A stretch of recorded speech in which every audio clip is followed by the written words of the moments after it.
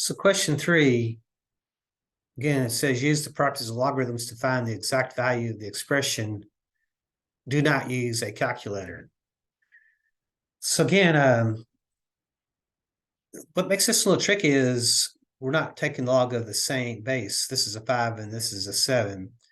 So what we can do is we can use what's called the change base formula, and we can create two logs. We can create a new log that has the same base.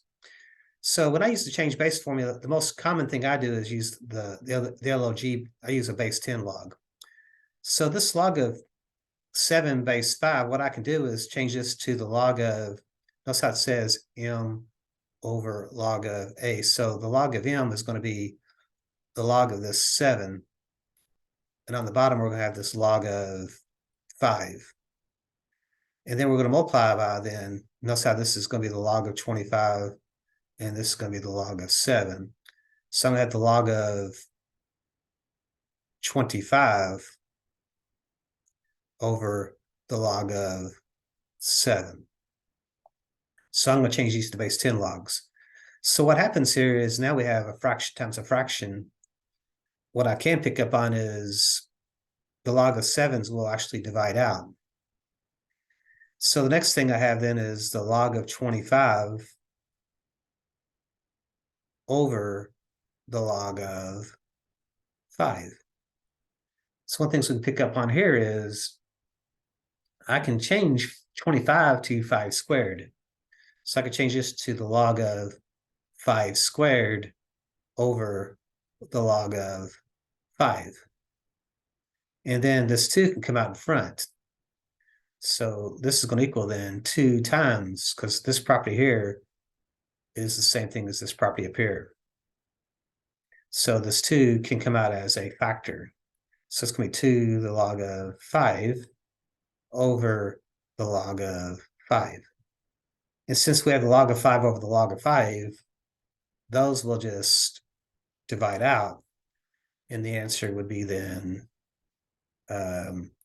2. So the answer would be a 2 there.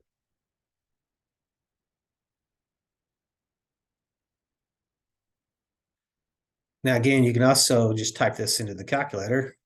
Even though it says don't use one, you can if you like, but I have to use the math button.